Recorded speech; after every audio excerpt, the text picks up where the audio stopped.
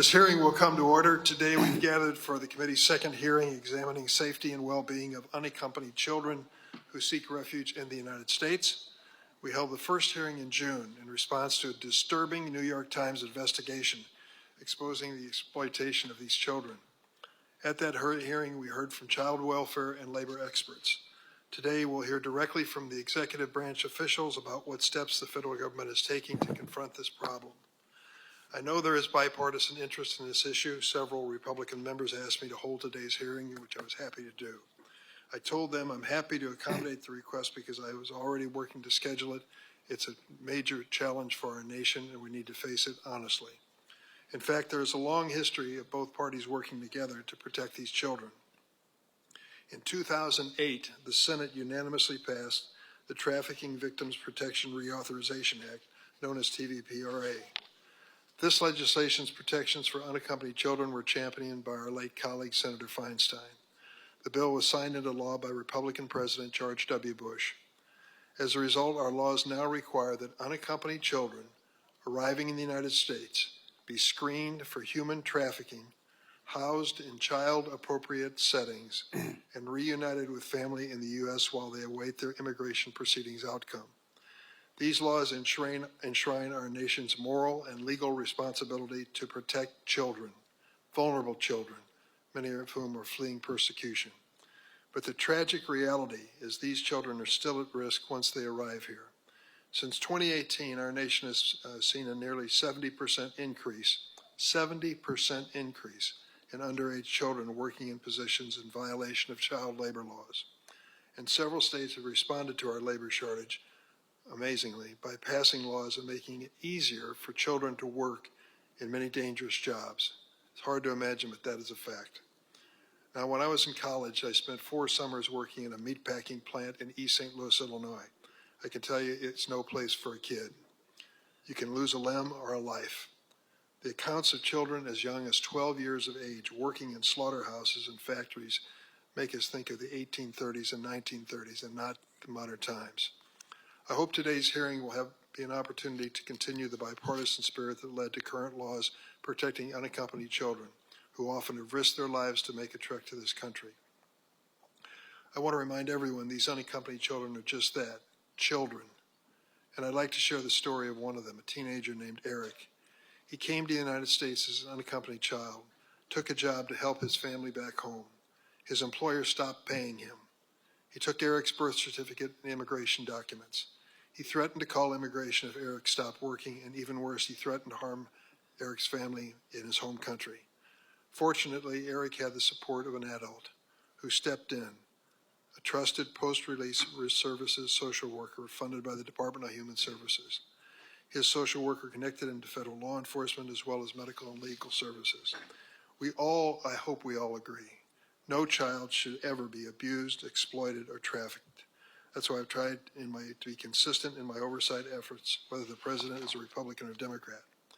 I vigorously opposed and still do the Trump administration's family separation policy. Earlier this year, I demanded that the Biden administration do more to protect migrant children. They've made progress since then, but certainly much more has to be done. We cannot forget the responsibility of the United States Congress.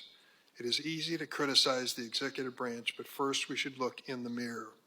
It has been decades, 3 in fact, 3 decades since Congress passed meaningful immigrant legislation.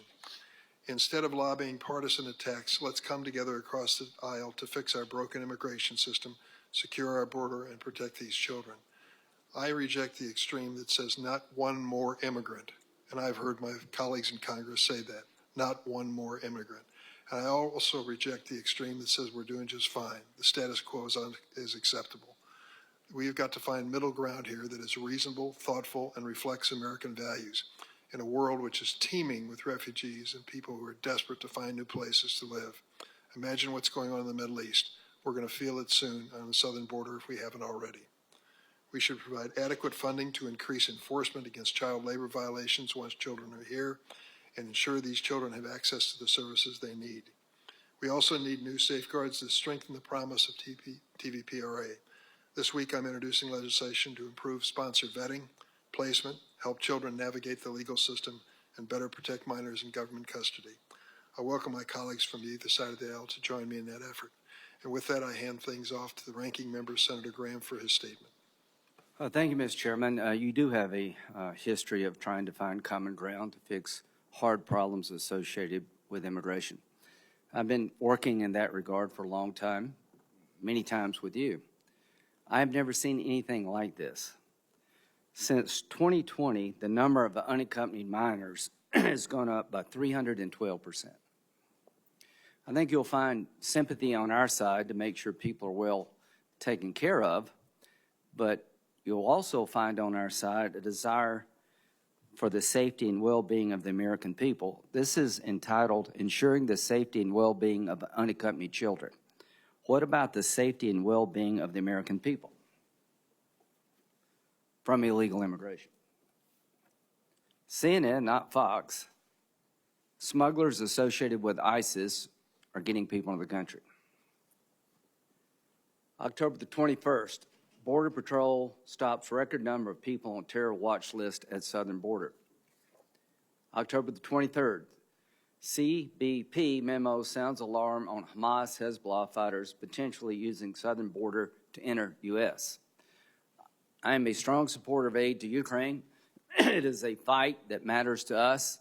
The Ukrainians are fighting like tigers. I'm all for giving them more lethal aid and assistance so they can repel the Russian invader. I'm all for helping our friends in Israel who are in the fight for their very existence. But we got to do something to help the American people. And the American people have an unsecured border. The American people are being overrun with illegal immigration. The unaccompanied children have increased since 2020 by 312%. Whatever the Biden administration is doing is not working. As to the supplemental, there will have to be policy changes to get my support. I will not go back to South Carolina and say, we helped Israel, we helped Ukraine, but we did nothing meaningful on our own border. Our asylum system is being gamed, the parole system is being abused, and after coming back from Israel, I can tell you what these Hamas fighters are capable of, but I can't say it here because it's so terrible. Their desire to kill the Jews is unlimited, and they would kill us too if they could get here. So, Mr. Chairman, now is the time to find a solution to the asylum parole problem so we can have some breathing space to find a way to better protect America. I cannot in good conscience tell you that money will fix this. The proposal by President Biden to secure our border has more to do with processing illegal immigrants than it does to turn them around. My goal is to come up with policies that will stop the flood of illegal immigration, which a terrorist could easily weave themselves into, not expedite their entry, not more money for blue states who are housing these people to take some burden off them. Every American should want their borders secured. I'm sure every American wants to take care of children when we find them. You just can't have every child throughout the world dropped on our doorstep.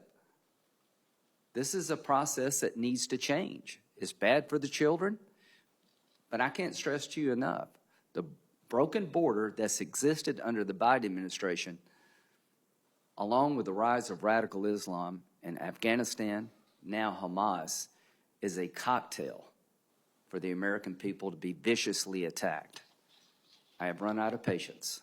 It is now time to change policy as part of a package to help our allies. It would be ironic to me that we helped Israel and Ukraine and did nothing on our own border that would change the trajectory of illegal immigration. Everything in the Biden proposal doesn't make anybody want to turn around. That's what I'm seeking, is to have people turn around. Thank you, Senator Graham. Today we welcome 4 witnesses. The first is Joseph Salazar, Director for Central America Bureau, Western Hemisphere's Affairs at the Department of State. Thank you. We're also joined by Robin Dunn Marcos, Director of the Office of Refugee Resettlement at the Department of Health and Human Services. Then we'll hear from Seema Nanda, the Solicitor of Labor at the Department of Labor. who I understand is from the great city of Chicago. Welcome. Our final witness is Cardell Morant, the Assistant Director for Homeland Security Investigations and Director of the Department of Homeland Security Center for Countering Human Trafficking. Let me lay out the mechanics. After I swear in the witnesses, each has 5 minutes. Then we'll have rounds of questioning where each senator will have 5 minutes. Please try to stay within your allotted time. So I'd ask the witnesses to please stand and be sworn in. Raise your right hand. Do you swear or affirm the testimony you're about to give before this committee will be the truth, the whole truth, and nothing but the truth, so help you God?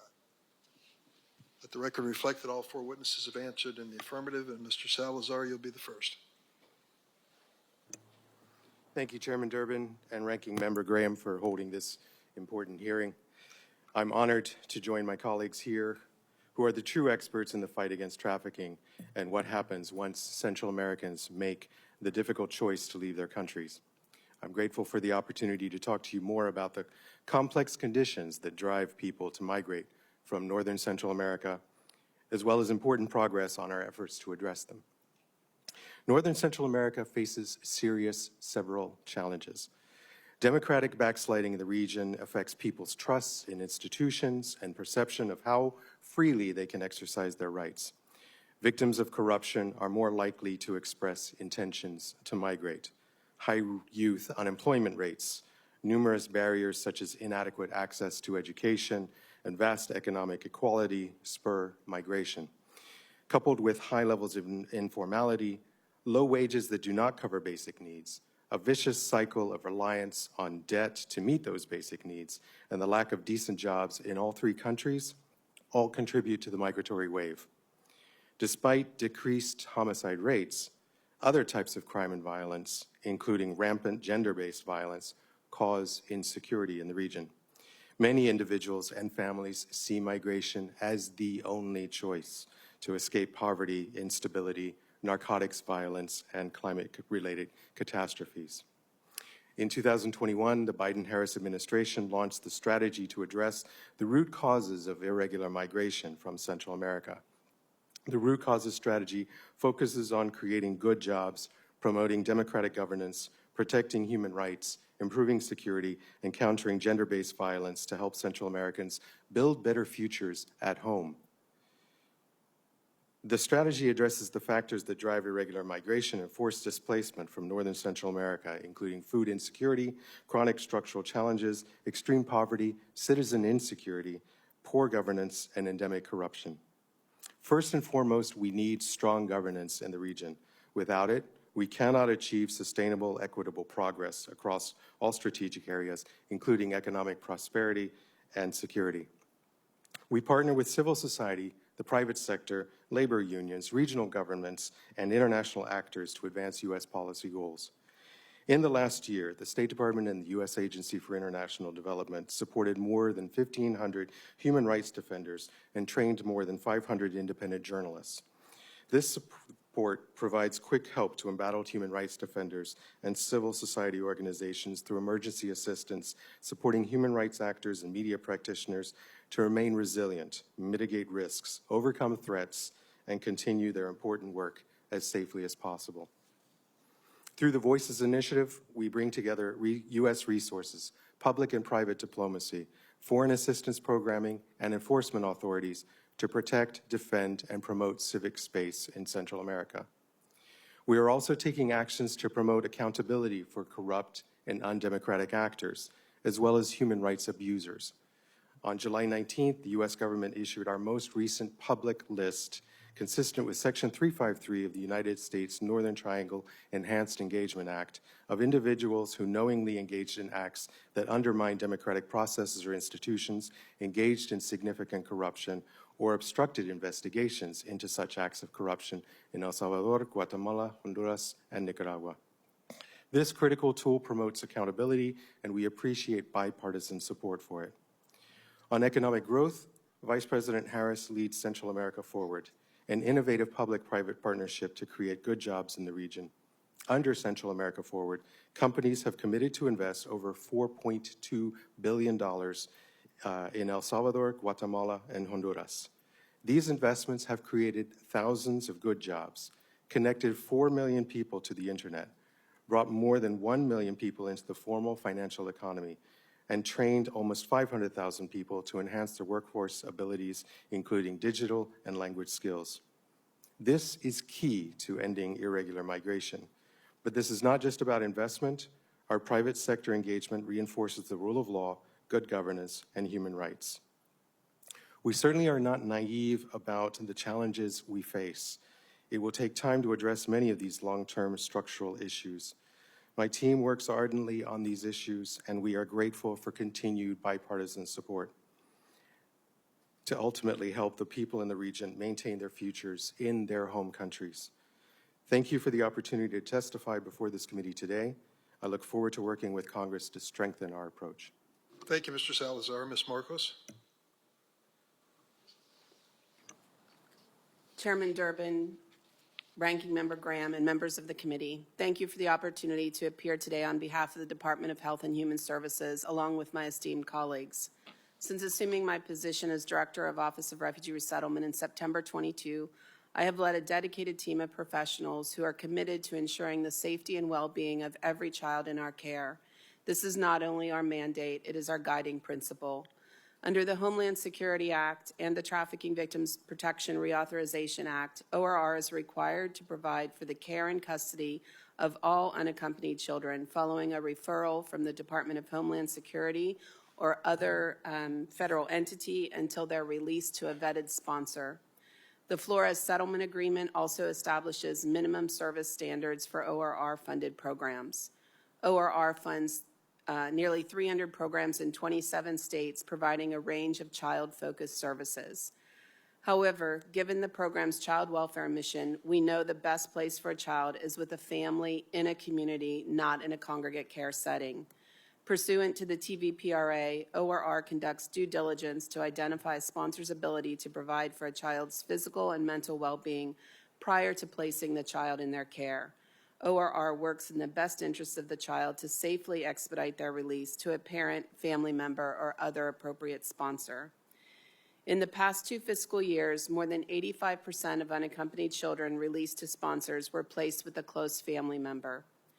We have thorough sponsor screening processes in place for all sponsors. This includes verifying the sponsor's relationship to the child, speaking with the child's parents, conducting separate interviews with the child and the sponsor, verifying sponsor information and documentation, and administering background checks and address checks. ORR also conducts home studies as required or at ORR's discretion to further review a sponsor's ability to care for the child's safety and well-being. All releases following home studies require post-release services. While ORR's custodial responsibilities end when a child is discharged, our concern for that child does not. ORR has policies in place to promote children's well-being as they transition into a new community, providing children with multiple ways to connect following their sponsor placement, such as through the safety and well-being calls, post-release services, legal services, or the 24/7 ORR National Call Center, which connects children and sponsors with community resources and is required to report all safety concerns to ORR and other federal, state, and/or local entities. Notably, the authority to remove a child from a home resides with state child welfare and law enforcement agencies.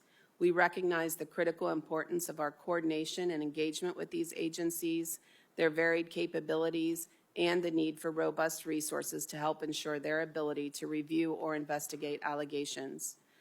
ORR is continually assessing and implementing improvements to the UC program. We continue to partner with DOL in ongoing efforts to protect children against labor exploitation, such as through new materials for children about U.S. child labor laws, educator roundtable sessions on unlawful child labor. We are actively engaged with DOL to ensure we're finding and addressing the needs of children who may face exploitation. ORR has also established a new program accountability team responsible for assessing and addressing potential exploitation risks faced by unaccompanied children. In addition, we are offering post-release services to all children with known vulnerabilities and to children released to unrelated sponsors. In fiscal year 2022, ORR more than doubled the rate of children offered these services than the prior year, to more than 40%.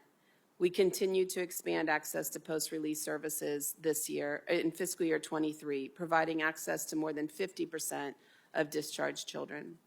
ORR is committed, with funding support from Congress, to continue to expand access to both PRS and legal services to all children. In fact, the proposed UC program foundational rule published earlier this month would establish a comprehensive framework for placement and care and formalize and expand services for unaccompanied children. However, without supplemental appropriations in fiscal year 24, there could be a significant impact on ORR's ability to timely accept referrals or, beyond what is minimally required, expand access to services that promote children's safety.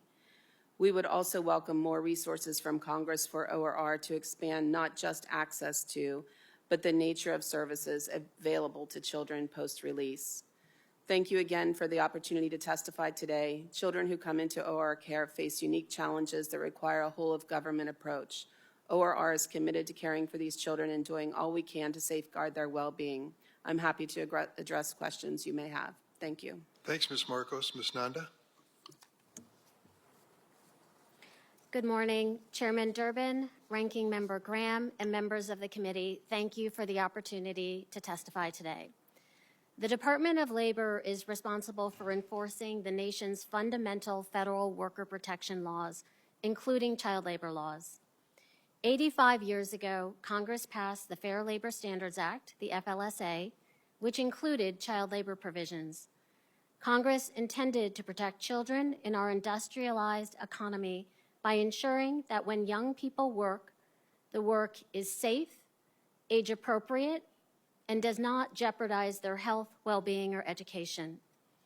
The importance and relevance of these foundational principles remain. In fiscal year 2023, the department saw an 88% increase since FY 2019 in the number of children it has found employed illegally. As the challenge of child labor exploitation, including of migrant children, increases nationwide, the Department of Labor has taken significant actions to investigate child labor violations and hold companies accountable. The Department's Wage and Hour Division and the Office of Solicitor are working collaboratively to leverage all available enforcement tools to protect children from exploitive labor. The Wage and Hour Division investigates every child labor complaint, tip, and referral, and it ensures compliance with child labor protections in all of its FLSA investigations. In FY 2023 alone, the department found 955 companies that it investigated had employed nearly 5,800 children in violation of child labor laws, including over 500 children employed in hazardous jobs. And the department assessed more than $8 million in civil monetary penalties against employers who unlawfully employed children. Today, the department has more than 800 open child labor cases nationwide. The Solicitor's Office attorneys are responsible for obtaining warrants, supporting and defending the Wage and Hour Division's civil monetary penalty assessments, filing temporary restraining orders and preliminary injunctions, crafting settlement agreements that hold employers accountable, and more. When cases cannot be resolved at the investigative stage, the Solicitor's Office is the agency responsible for litigating those cases. In recent years, the Solicitor's Office has brought landmark cases to ensure compliance with child labor laws. In September 2022, for example, the department obtained a federal court order to stop SL Alabama LLC, a manufacturer of Hyundai and Kia auto parts, from illegally employing 13, 14, and 15-year-old workers. Soon after, in November 2022, the department secured a nationwide temporary restraining order against Packer Sanitation Services, Inc., Ltd., PSSI, one of the nation's leading providers of food safety sanitation, to stop the company from illegally employing minor-aged workers. By February 2023, the department had assessed $1.5 million in civil monetary penalties in this case, after finding more than 100 children illegally employed in hazardous occupations and working overnight shifts at meat processing facilities. Just this month, the department filed a hot goods action and obtained a temporary restraining order to stop the exploitation of child labor by a poultry processor in California. The department also recognizes the need for a whole-of-government approach. Just 10 days after PSSI was assessed and paid $1.5 million in CMPs, the department announced a significant new effort to combat exploitive child labor.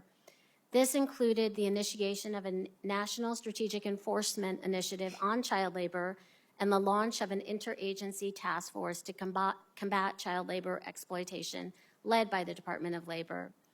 As a part of these efforts, the Department of Labor and the Department of Health and Human Services signed a memorandum of understanding in March 2023. It formalized an ongoing partnership and outlined procedures to work together to deepen information sharing, coordination, cross-training of staff, and public education efforts. No modern nation should build its economy on the backs of exploited children. The Department of Labor is calling on Congress to ensure that the department has the resources needed for this work, this enforcement work, and to increase civil monetary penalties for companies that use child labor. We must all work together to make sure that children are safe, healthy, and protected from exploitation. Thank you, and I look forward to your questions today. Thank you, Ms. Nanda. Mr. Moran? Good morning, Chairman Durbin, Ranking Member Graham, and distinguished members of the committee. Thank you for the opportunity to testify regarding the role of Homeland Security investigations to investigate federal crimes relating to the exploitation of unaccompanied non-citizen children after their arrival in the United States, where HSI has determined that human trafficking has occurred. I serve as the director of the DHS Center for Countering Human Trafficking, located within HSI, building capacity across DHS and supporting HSI criminal investigations of human trafficking worldwide. This month marks my 30-year anniversary as a career federal law enforcement officer. Throughout my years of experience in various roles, I've witnessed the darker aspects of human behavior. Among the countless cases I've been involved with, the ones that are continuously bothersome are those that concern children. This is a shared sentiment among HSI personnel and one that continually renews our commitment to identifying and assisting child victims, using a victim-centered approach and bringing the perpetrators of these crimes to justice.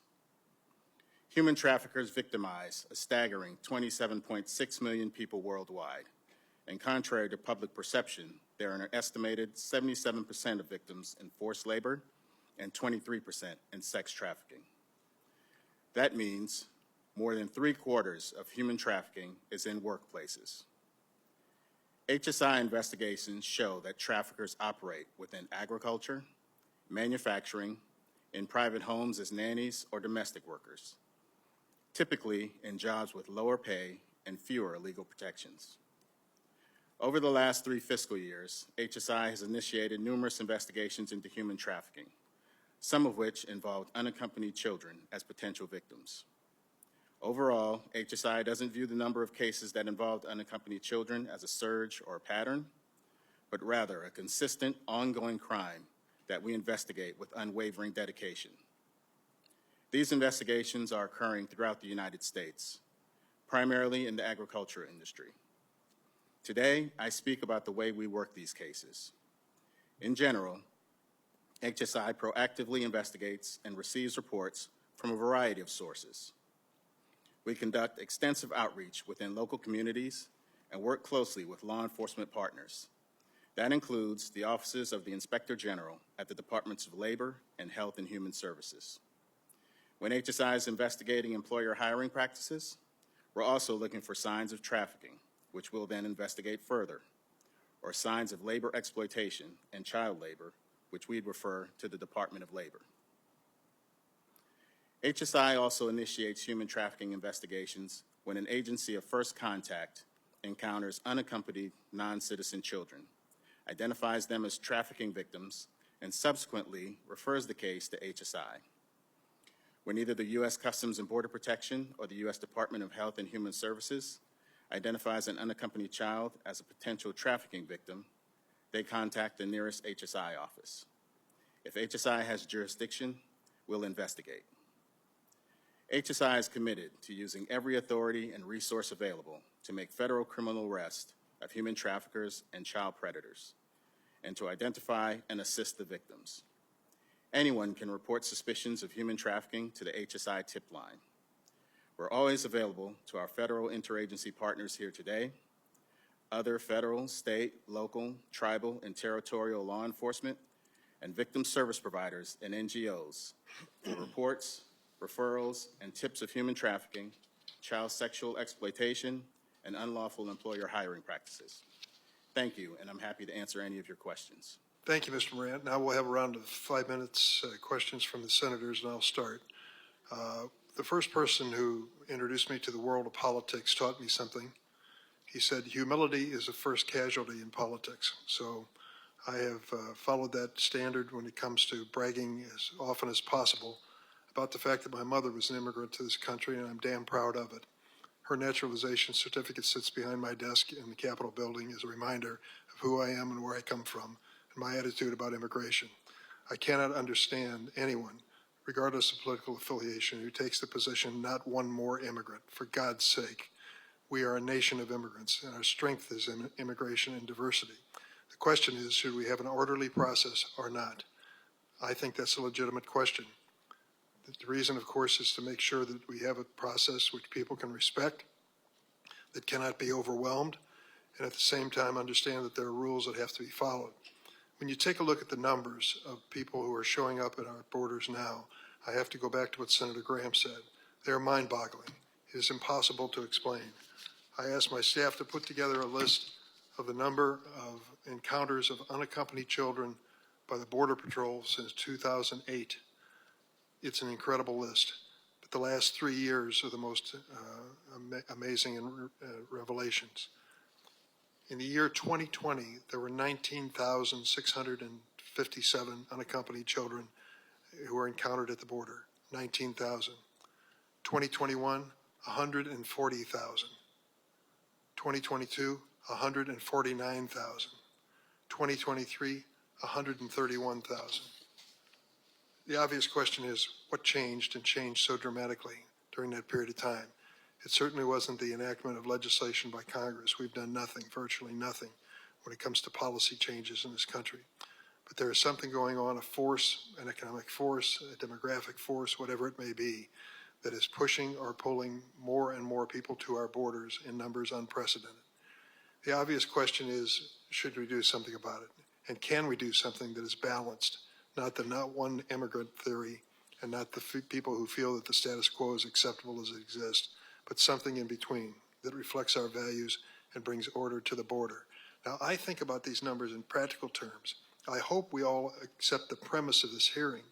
Any child who shows up at our border deserves to be treated like a real human being and treated like a visitor to America and given protection and help in the areas when they're most vulnerable in their lives. I hope we all accept that premise. If you don't, I'm sorry. But I will tell you this, having accepted that premise, you have to ask whether the current system, designed long before we ran into these numbers, is adequate to the task.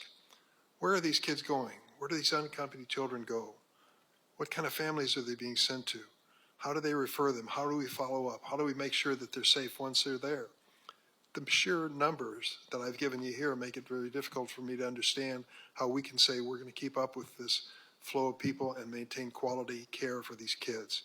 So I've given a long opening statement, which I hoped I would be able to avoid, but couldn't. But I'd like to start, if I could, with Mr. Salazar. You talked about the economic circumstances that create this.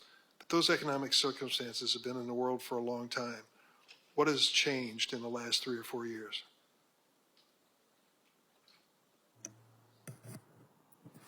Thank you, Chairman Durbin. These push factors, as you mentioned, the political stability, the poverty, the crime, violence, food scarcity, lack of medical care, climate change, all of these are against the backdrop of some even bigger numbers in the world. There are approximately 108 million people that are being forcibly displaced globally. And of that number of 108 million, roughly 20 million are in the Western Hemisphere. I mean, this is a the definition of a challenge that no one country can face alone by itself. We have issues stemming from a long regime in Venezuela. We have issues stemming from the beginning of a regime in Nicaragua. We have issues in northern Central America also that are driving the families, the members of society there to make difficult choices for themselves and for their families and for their children to head north. We are attempting to tackle this diplomatically through regular engagement with these countries to try and address the issues at home.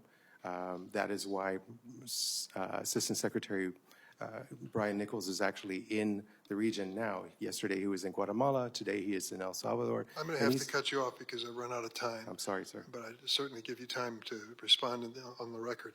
But can someone address on the panel the fact that we offer services which we offered for many years, and now we have volumes and numbers of unaccompanied children which are breaking the system that make it very difficult for us to keep our promise? Would someone like to talk about the resources that are being dedicated to this, new resources to meet the challenge?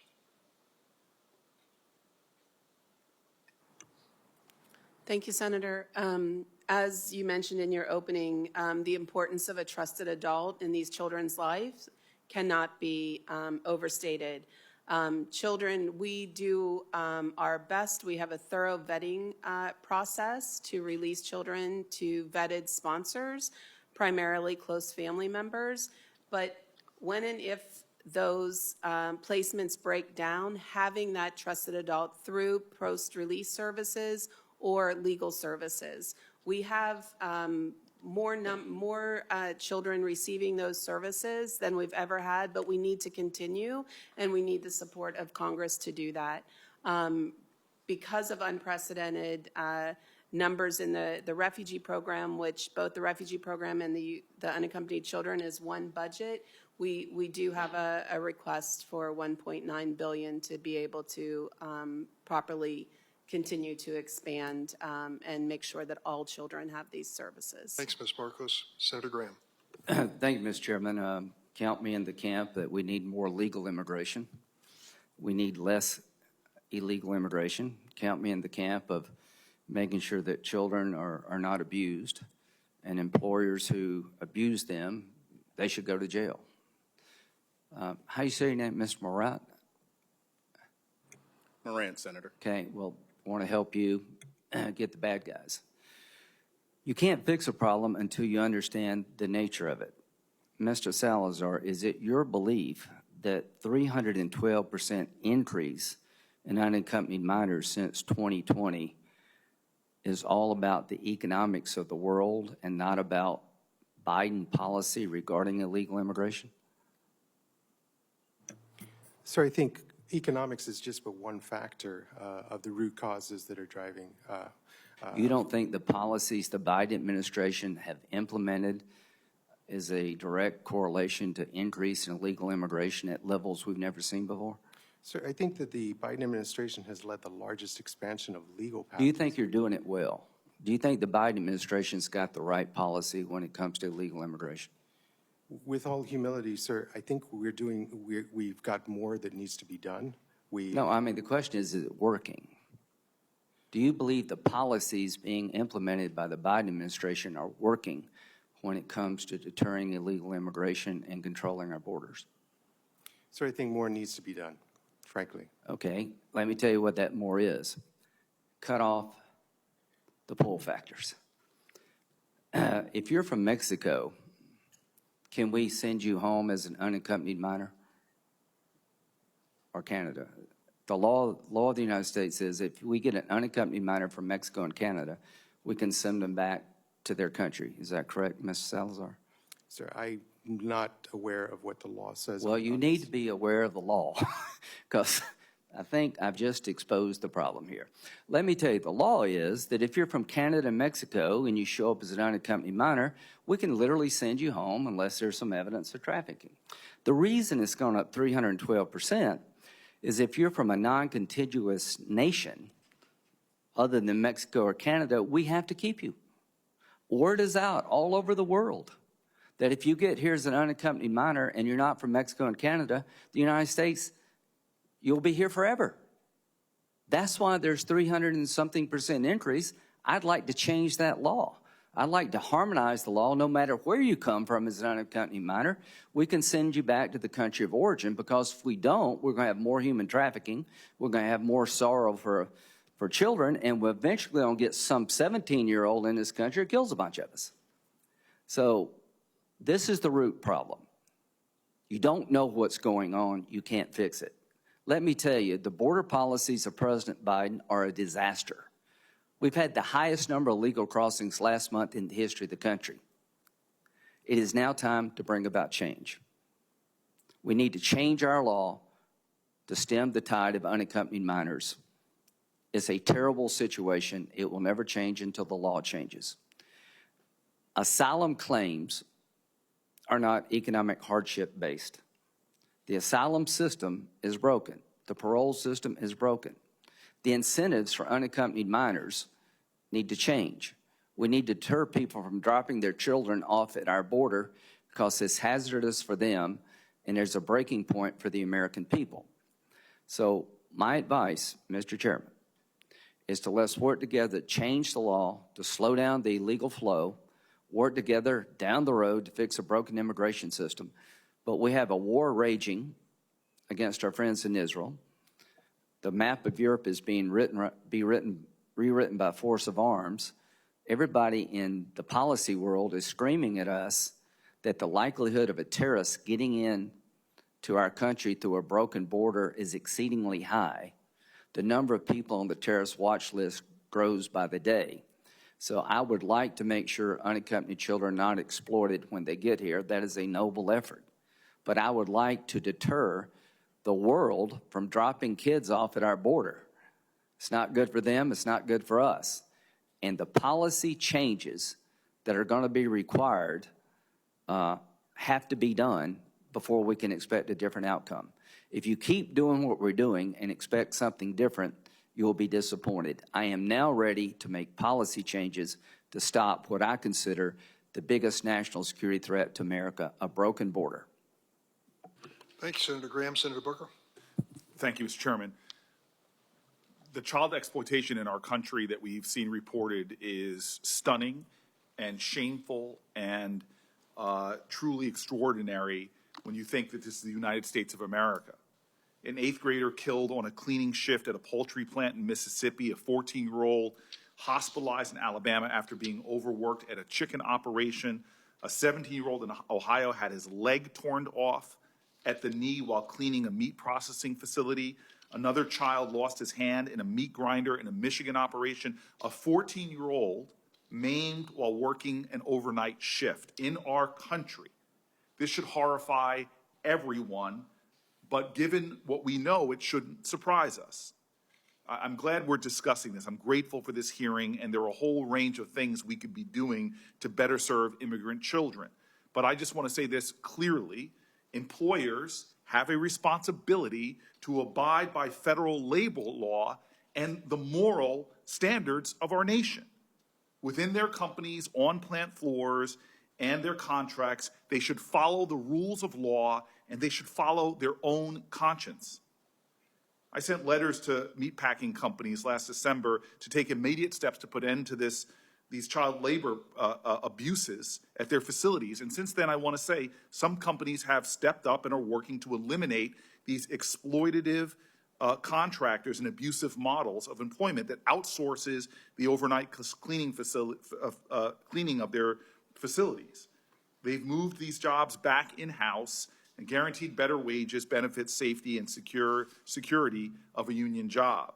But too many companies continue to sit on their hands, and the Department of Labor, in my opinion, has to step up and enforce the law.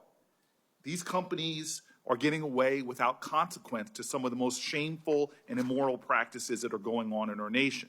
And for companies that refuse to implement changes, who see children and their safety as a cost-saving measure, at the very minimum, should not be the recipient of federal tax dollars.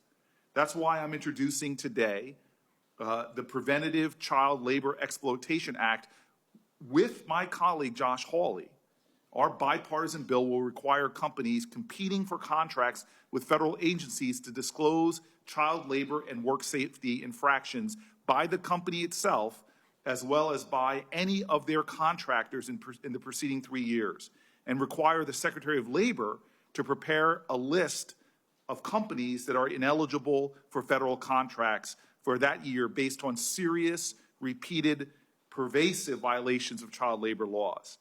We absolutely, all of us, in a bipartisan way, have an obligation to help these children, often in poverty, who've often fled dangerous situations at home to find themselves in our country being exploited and in dangerous situations in the United States. This is beneath the dignity of this nation and the values we proclaim. At the minimum, we need to restore accountability for those companies. And so I just want to say to Ms. Nanda, I'm grateful for your testimony. During June's hearing on this topic, I focused my questions on the consequences of our continued failure to have a Department of Labor that has the resources to do the investigations into these kind of more abject, morally bankrupt practices that are going on in our country. And so, Ms. Nanda, can you describe why child labor investigations are especially resource intensive for the Department of Labor, and what are ways in which the DOL has assisted corporations seeking to address child labor in their supply chains? Thank you so much for that question, Senator Booker.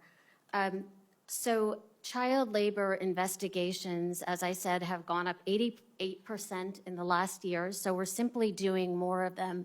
And I can't underscore enough how labor intensive these investigations are. Before the investigations even start, there is a lot of work that goes into understanding what the investigators are going to encounter when they get into that plant or that facility. What are the type of workers they will encounter? What are the type of employers? How are we going to show or prove that those are minor children, et cetera? So there's a lot of what we call pre-investigative work. We have been routinely obtaining anticipatory warrants. So that involves doing a lot of work to make sure that we have cause to get a warrant and that we can properly execute it, sometimes working with marshals or law enforcement to make sure that we will be able to execute that warrant. Often this is taking place in the middle of the night. Our Packer sanitation case involved the third shift with the very young children cleaning very, very dangerous head split cutters and other dangerous equipment. After we go in, we are immediately potentially getting declarations and affidavits from the investigators who were with the children so that we can potentially get a temporary restraining order.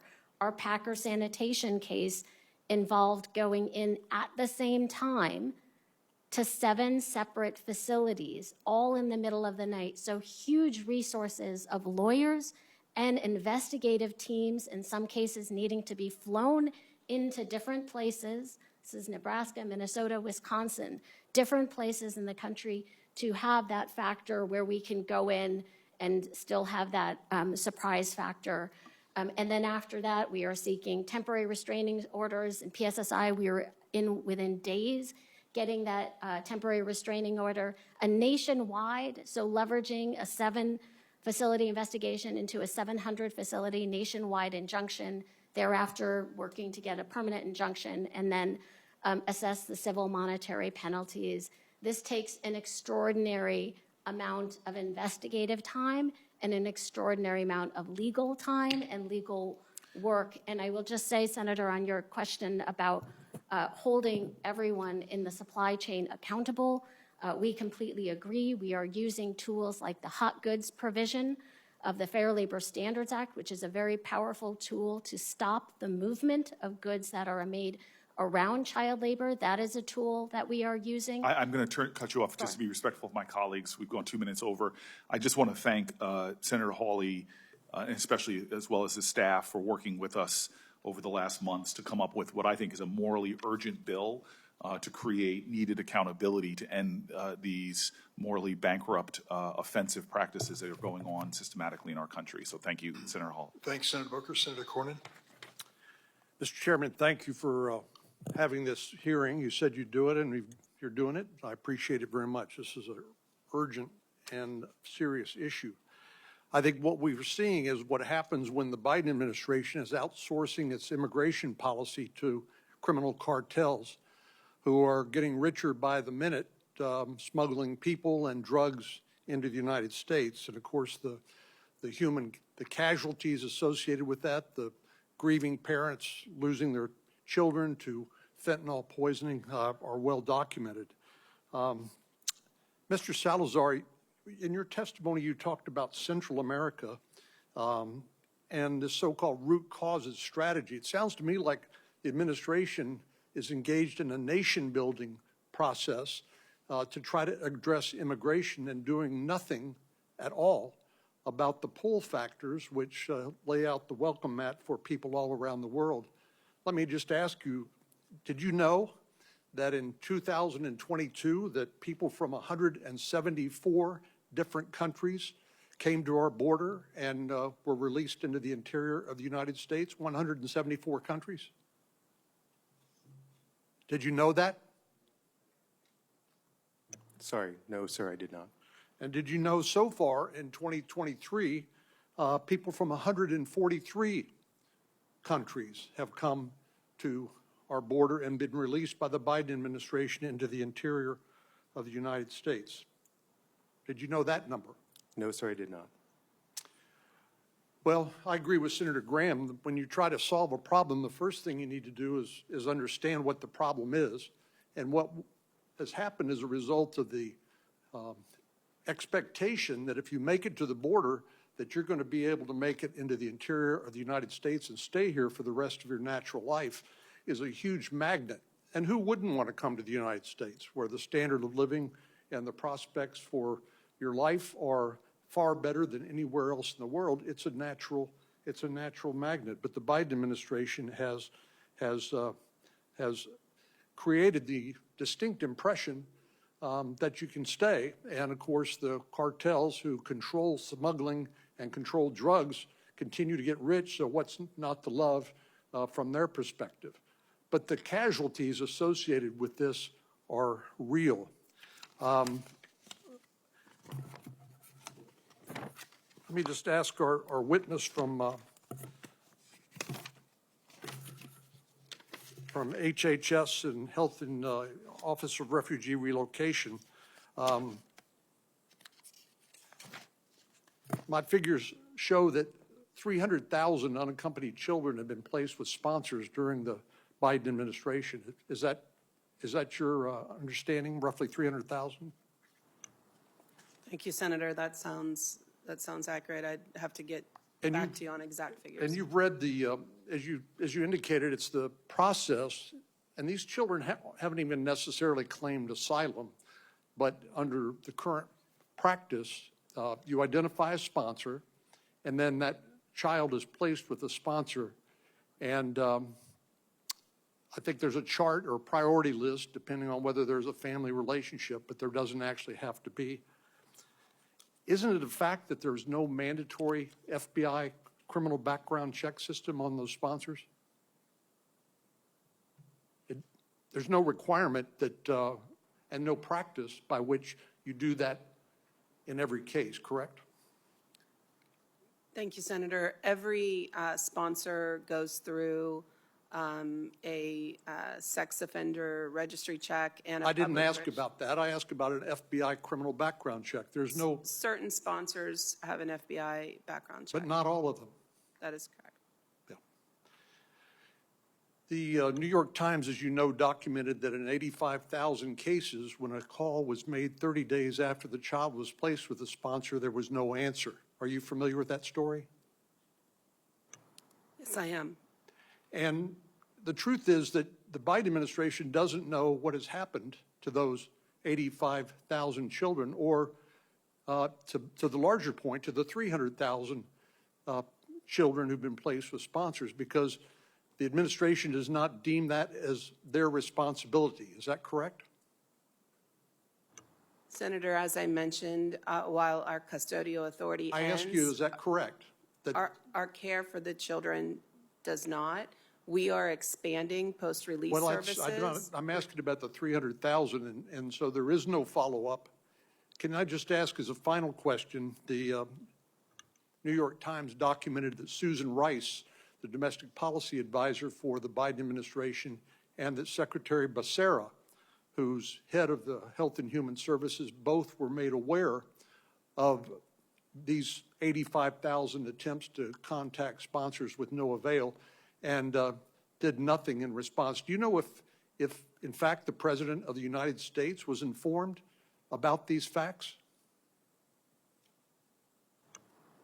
Senator, I'd like to set the record straight that although a call was not picked up, Do you know if the President of the United States was made aware of the report in the New York Times about 85,000 unanswered wellness checks 30 days after the child was placed with a sponsor? Did the President of the United States know that?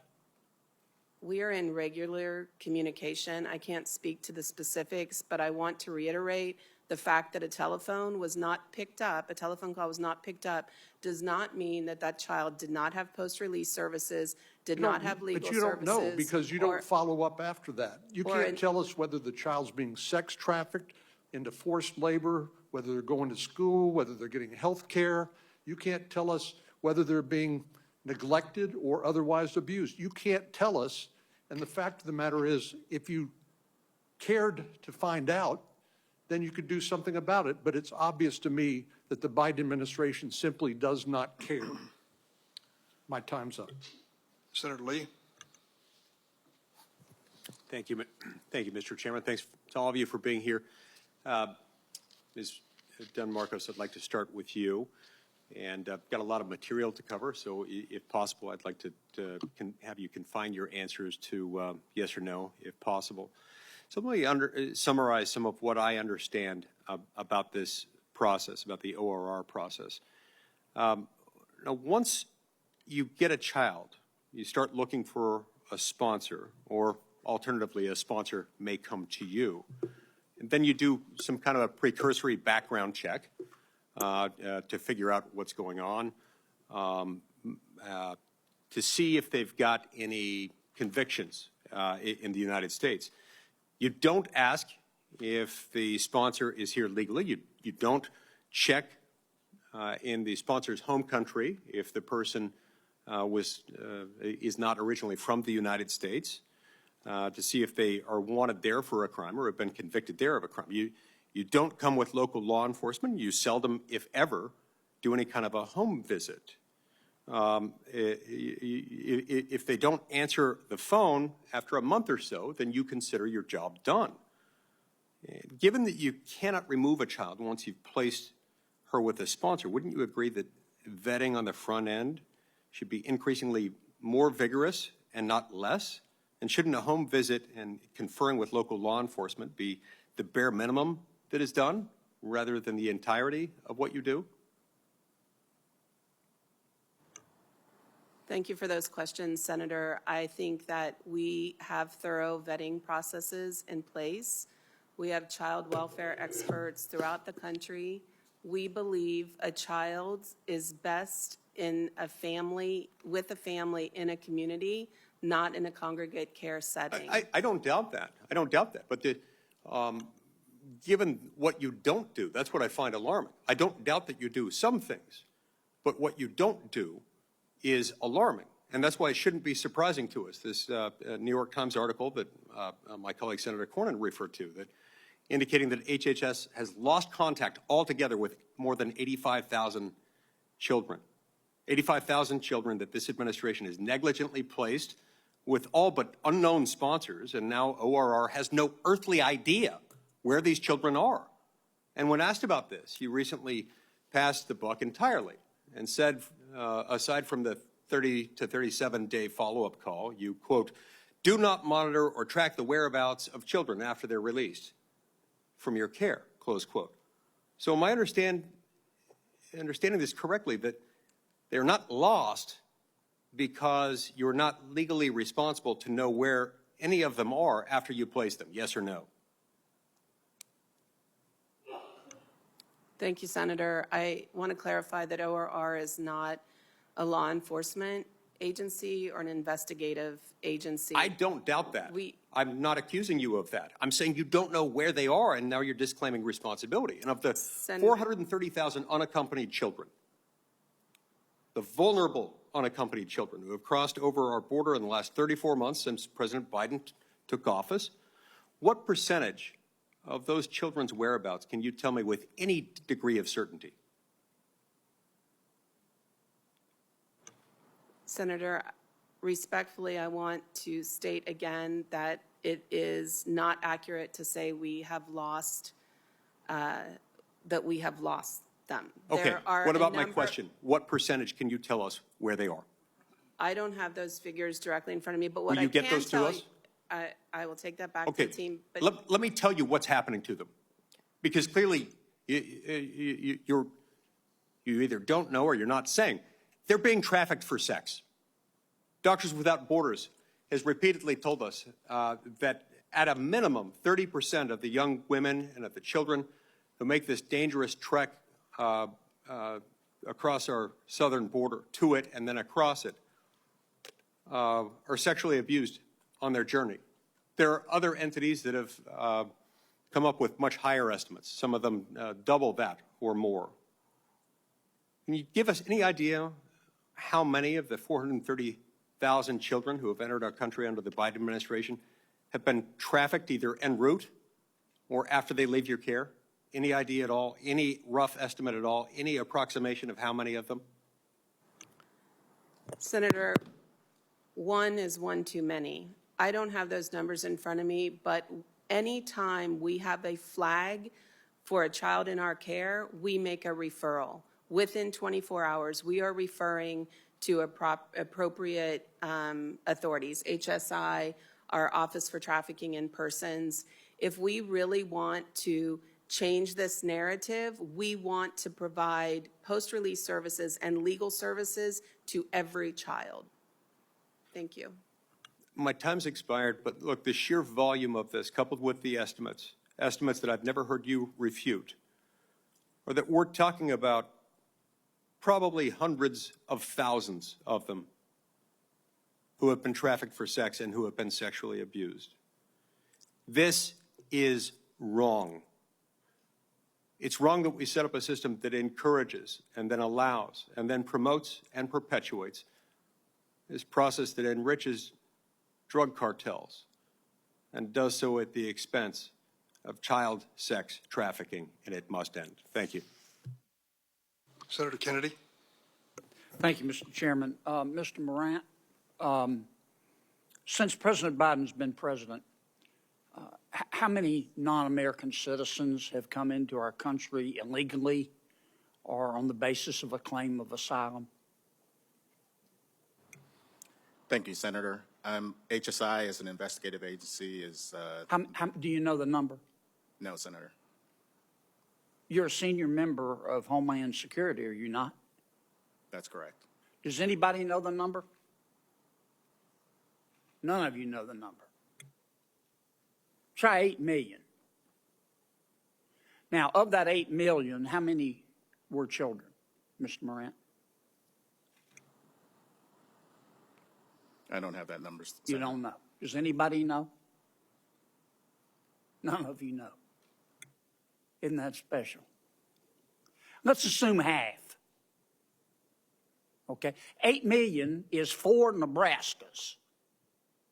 Right? 4 new states. Let's assume, I don't think it's as high, half of them are children. How many of those 8 million people are still here? Do any of you know? Okay. How many of those 8 million are claiming asylum? You don't know? How many of them claim asylum and don't show up for their hearing? Nobody knows? How many of them claim asylum, don't show up for the hearing, and President Biden has deported them? You don't know?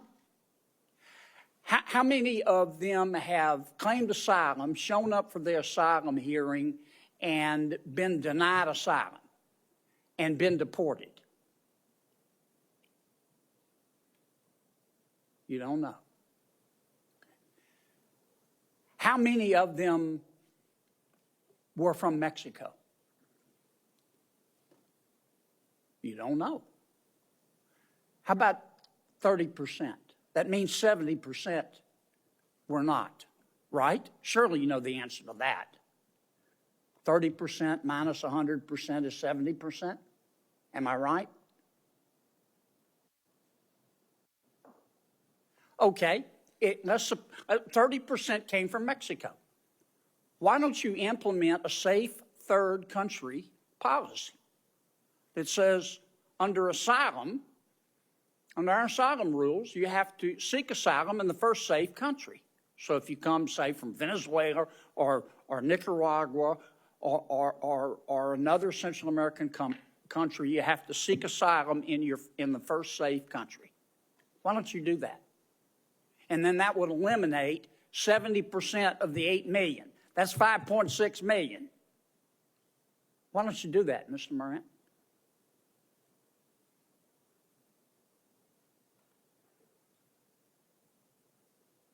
Is that a question, sir? Yes. That's All beyond, I've been asking are questions. that's beyond the purview of HSI. Oh, okay. How about you, Mr. Salazar? You're a former advisor to the vice president. How come we don't do a safe third country agreement? Sir, we're working with our partners in the region. 21 countries signed on to the Los Angeles Declaration. Have you done a safe third country agreement? You've had, what have you been at it, 2 years? What we are doing is working with them to expand legal pathways. Why doesn't President Biden get up in the morning tomorrow and say, we're changing the asylum process and we're doing what most other countries do, safe third country policy. You have to seek asylum. We support asylum. We have to seek asylum in the first safe country. That would eliminate 5.6 million people, boom, done, coming into our country illegally, wouldn't it? Sir, I just want to point out Washington. Wouldn't it? It would, sir, but there are Okay. activities underway. Let me ask you this, because I'm going to run out of time.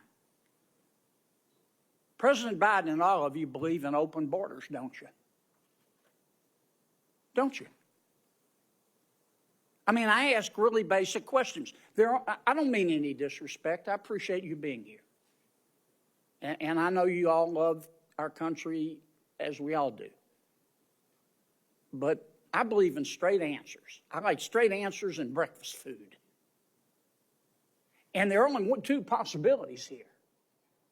Either President Biden and his team believe in open borders, or the people that the president has put in charge of the immigration policy of this country are not qualified to manage a food truck.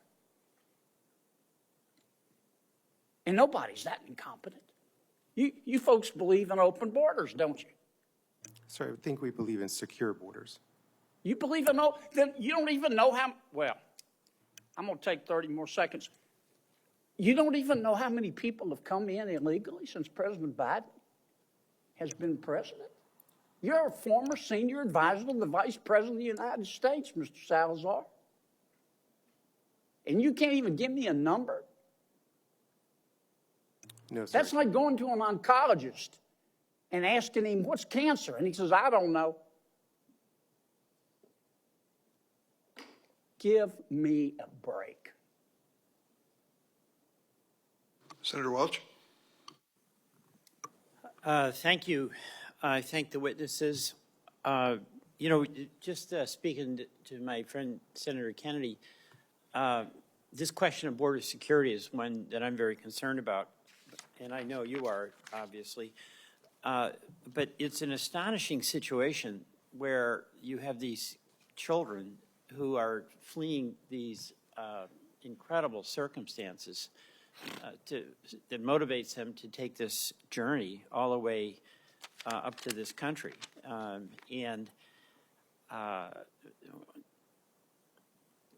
an easy, there's a lot of tragedy here, a lot of human tragedy, not caused, I don't think, by anybody here. I'm just going to ask Ms. Mayorkas, Can you just describe the situations for some of these kids, where they come from, what their situation is, what's motivated them to go through the Darien Gap and walk thousands of miles, or come from El Salvador, Guatemala, Nicaragua, where a lot of these kids are coming from? Just tell us what your experience is with describing these kids and what their circumstances are. Thank you, Senator, for that question. I myself have not worked in the region, but I spent many years of my career working in and around refugee camps and with populations like the unaccompanied children who are fleeing a number of things: gang violence, extreme poverty, persecution. And we know that these are desperate situations. And what our team of professionals wants to make sure that we are doing is that when they are referred to our care by DHS or another federal entity, that they are safely taken care of, that they are in an environment that we can do full assessments. If they have a risk of trafficking, if they have been trafficked, then we make referrals to the appropriate law enforcement agencies. And what's the process for these kids if they're going to be sent back to their country of origin?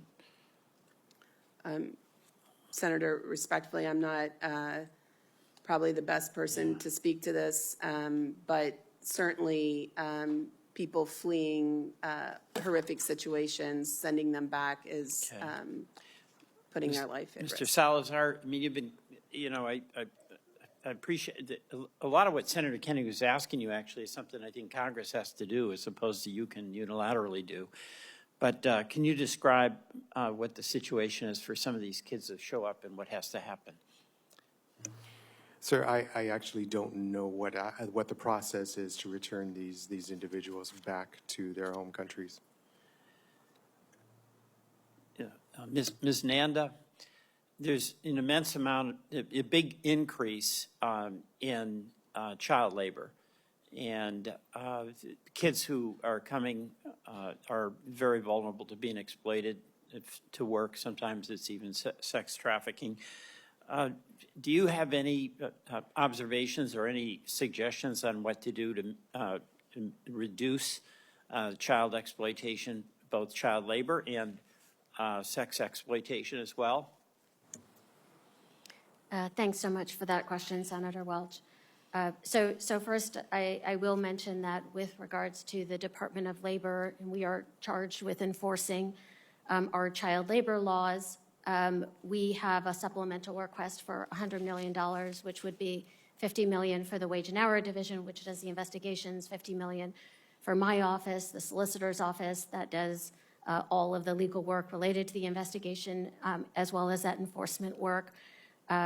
Wage Hour has seen a 12% decrease in their staffing over the last several years. Over the last 10 years, the solicitor's office has lost about 100 attorneys, or about 17% of our staff, with essentially flat funding. So the first thing I would say is certainly funding would help. These investigations are incredibly resource intensive in terms of human trafficking, whether it's sex trafficking or labor trafficking. All of our investigators are trained to identify human trafficking. We also have mandatory reporting within 24 hours. We are routinely training our folks. We are making sure that we are aligned as a task force and working to get as much information out to our interagency partners on that work as well.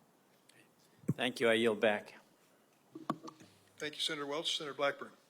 Thank you, Mr. Chairman, and thank you for being here. This is really pretty remarkable testimony coming from you all, listening to what you've had to say.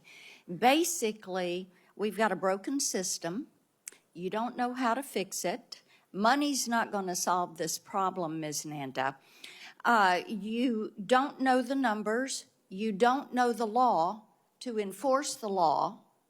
So what comes across is that we've got a Homeland Security team here that doesn't believe in securing the homeland because you don't care enough to go deep enough into the issue to be able to define the problem and be able to fix it.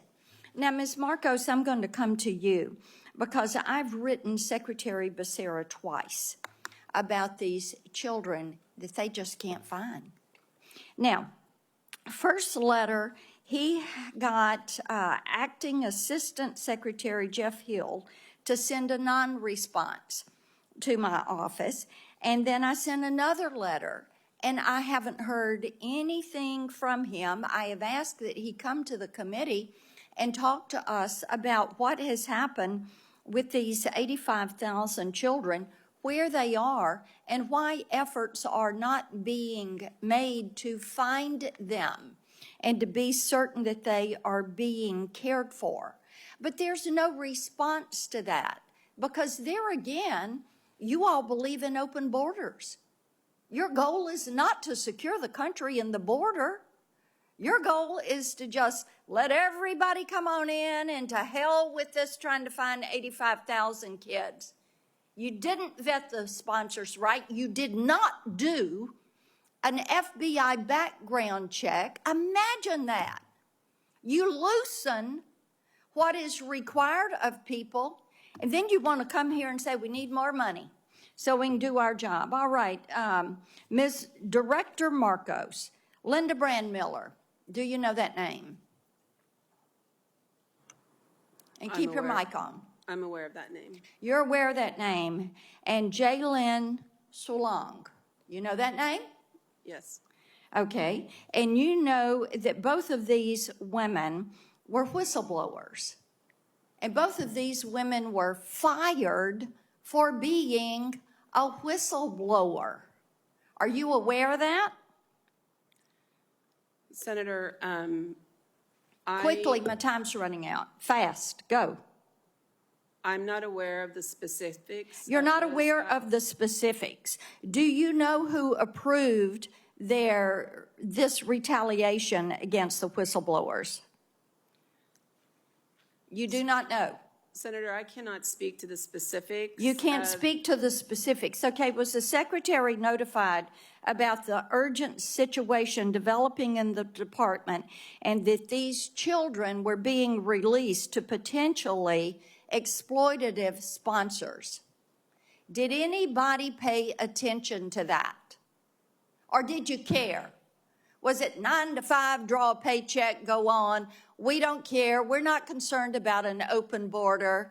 We're not concerned about protecting children. What is your job? You're the Office of Refugee Resettlement. And you're not going to follow up on where these children are and who has custody of these children? Why did you accept the responsibility to be in charge if you're not going to do your job and protect these children? You don't have an answer to that. You don't know why you accepted the responsibility. Senator, I would be happy This is why to we need the speak about this, secretary but to you're come. not giving me an opportunity. Oh, no, I gave you the, tell me, why did you take the job? I took the job because I'm a humanitarian. I've spent my life You're in a this work. humanitarian who We can't have- find 85,000 children and don't give a ripping flip about where they are or what is going on in their precious lives. Is that what you're telling me? That is a mischaracterization of everything that we do. I have tried to explain, but I am not given the opportunity. Take the time, 25 seconds. Thank You you. go. I appreciate that. When a child is released from our care, there are a number of ways that they can continue to receive services. We attempt the safety and well-being call for every child who's been released. There is no obligation for a child or a sponsor to answer the call, and there's reasons why they may not want to answer a call from the government. Oh, for Additionally, heaven's sakes, they're please, being may I- paid to take these children, They're and not- there's no reason they're for not- them to They're answer not the being phone? paid. They're not being paid to take these children. Sorry. And may I Yeah, they are. finish, please? Yeah, they are. Go They ahead. also, post-release services, over 50% of our children, we are working hard to get post-release services for all children. We are over 50% right now. That is another way to have a trusted adult in these children's lives. Legal services is another way, and we are expanding. We are providing more legal services my than time we ever. has expired, and your answers are incomplete. I've got two more questions I will submit for the record. Mr. Morant, I have one for you. Thank you, Mr. Chairman. Thank you, Senator Blackburn. At this point, I want to make sure that Ms. Mayorkas or someone else on the panel has an opportunity to answer in complete sentences questions about the 85,000 that were mentioned in the New York Times piece. Would someone like to take that on for 60 seconds? Thank you, Senator, for the opportunity to provide full thoughts on that. There are a number of ways that we engage with children once they have been released from our care. One way is the safety and well-being call that is made 30 to 37 days after they've been released. There is no obligation for a child or sponsor to answer this call, and there are a number of reasons why they might not want to answer a call from government. We also have a number of other touch points, some of them lighter than others. We have the ORR National Call Center. That is a call center that is operated 24 hours a day, 7 days a week, that takes calls from children, from sponsors, from anyone in the community that has a concern or a question about an unaccompanied child. So that call center is available. And then, as I mentioned, we are providing more legal and post-release services in the history of the program. We are very dedicated to continuing to expand that with the support of Congress, and we do feel that it will make a difference by making sure that every one of these children has that trusted adult outside of the sponsor-family relationship. Thank you. Thank you. Next senator up is history in the making. Her first appearance before the Senate Judiciary Committee, succeeding Senator Dianne Feinstein. As I said at the outset, this was an issue, the fate of these children, near and dear to the heart of the late senator. And I know you come to this meeting today with the same feelings. So we welcome you, Senator Butler. Please proceed. Thank you so much, Chair Durbin. As noted, as a senator from a border state, a former labor organizer, and a mom to a 9-year-old, not only am I eager to continue the leadership of Senator Feinstein on this issue, I find it imperative that we have this conversation. I want to appreciate the chair for bringing us all together to do that important work. Contrary to what we may have heard, the struggle to protect migrant children is not new. We see it under both Democratic and Republican-controlled administrations. My hope today is that we can agree on the fact that no matter what party is in power, our job is to do our part to protect these migrant children.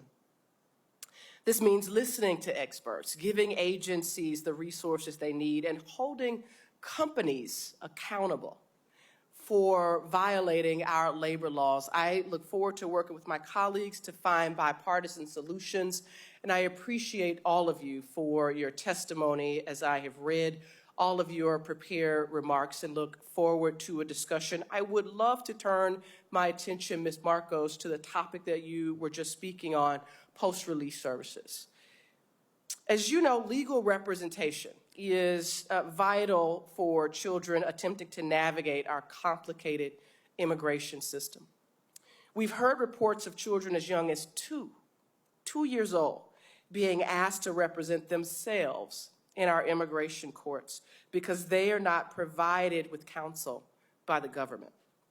Some of my colleagues may not believe that government should provide counsel to all immigrant children, even those who are barely old enough to speak. Can you talk about the impact that it makes on migrant children to have the types of legal services and supports available in our immigration system? Thank you, Senator. As you mentioned, there are children all ages in our care. We know that it's extremely important to help children successfully navigate the system, that they have legal representation. We also know that children are more likely to show up for their court hearing if they have legal representation. Most of the children screened while in ORR care actually would have a pathway, and we could move things if we had more legal service providers. And we are working and we're expanding. Every child in our care gets a Know Your Rights presentation, and they also get a legal screening while they are in our care. Once they're discharged, there is a referral. What we don't have yet is sufficient funding and resources to make sure that every child maintains legal representation once they're discharged from our care. Thank you for that. Let me quickly turn to Mr. Morant. Mr. Morant, I understand that H.R. 2, House Republican Bill H.R. 2, would decimate an important form of immigration relief known as special immigrant juvenile status. Can you speak to the importance of having pathways like T visas and special immigrant visa status, juvenile status, to child trafficking survivors, and what we're likely to see if legislation like that were actually able to succeed? Thank you for that question. The department takes a victim-centered approach, and we'd like to provide every tool possible to aid victims in their path to recovery. Your specific question pertains to another agency within the department, so I would need to take that back. Thank you. Last question, I talked about the impact of this topic on my own state of California, with California consistently being one of the top 3 states receiving unaccompanied minors. In 2020, Governor Newsom created the first state-funded project aimed at providing post-release services to migrant children called Opportunities for Youth. The services provided through this project include case management, navigation, mentorship, wellness programs to support children, as well as services to their caregivers. Ms. Mayorkas, can you talk about what kind of services ORR offers to the 43% of children who receive post-relief support from the federal government? And do programs like the one in California actually help to support the federal government's efforts? Thank you, Senator, for that question and the opportunity to talk further about what it means to have a trusted adult in a child's life and comprehensive services as these children are adjusting to a new community. Just the other day, I was speaking to someone who provides post-release services, and they talked about how that service has enabled to prevent family breakdowns or to prevent the child from leaving. And so to have those comprehensive case management services, similar to what we do with new arrivals through the refugee program, really makes a difference in these children being allowed to be children and attend school and flourish in their new community. And absolutely what California is doing is very much appreciated. Thank you.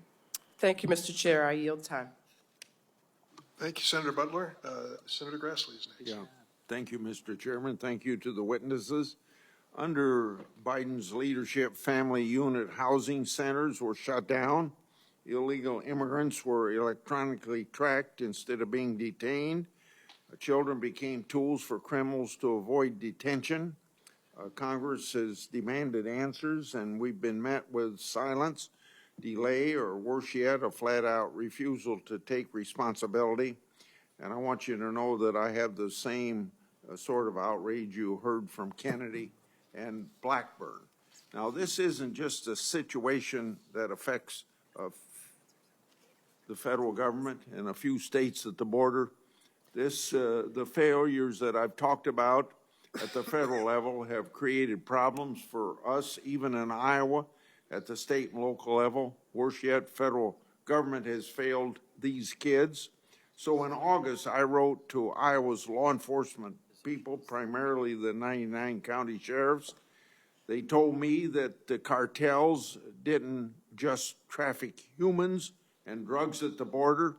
The cartels have a presence in communities across the United States and are particularly active along the major highways. In Iowa, we have the Sinaloa and the CJ&J cartels.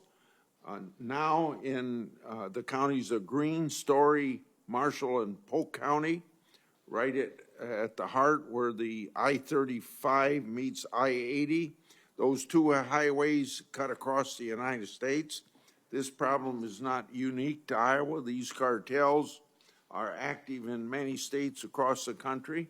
So to Director Morant, what steps has Homeland Security investigations taken to combat cartels in the interior of our nation, and what tools would be helpful in rooting them out? Can you provide a detailed plan to Congress by the end of the year to accomplish this?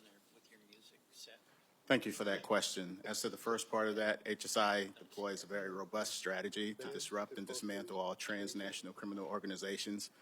We also use a force multiplier of vetted units overseas to try and push the border out before these crimes enter our borders. So we have a very, very active criminal strategy that deals with criminal activity not only within the United States but outside of the United States.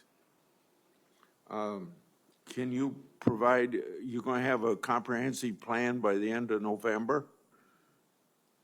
I would have to take that back, sir. Okay. Well, also to you, the New York Times reported back in February that over at least the last 2 years, HHS could not reach more than 85,000 children it placed the sponsors. So do you, how many of the 85,000 missing children has Homeland Security investigations and its law enforcement partners been able to track down? HSI responds to every instance of human trafficking that we're made aware of as soon as we're made aware of it. But you don't have a number for us, the number that you've actually been able to track down? For specific numbers, I'd have to take that back. Well, can you get us an answer in writing? I'll take that back, sir.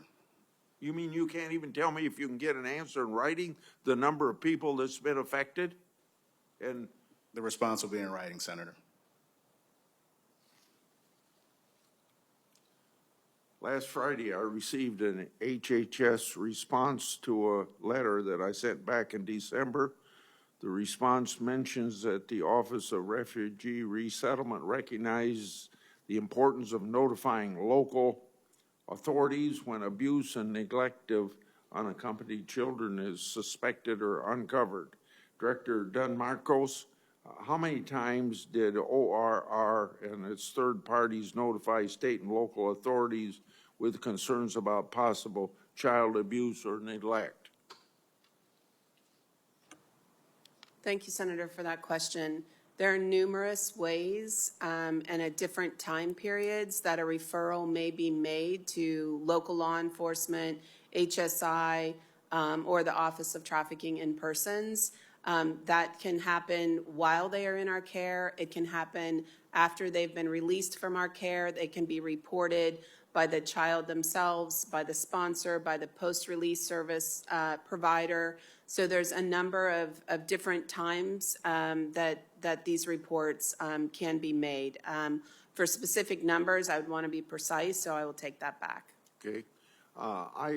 You said you were a humanitarian, and all the people on the group witnesses would probably say the same thing, and I'm not going to argue with whether you're humanitarian or not, but I hope you realize that not enforcing the law at the border puts us in a position of a life or death situation.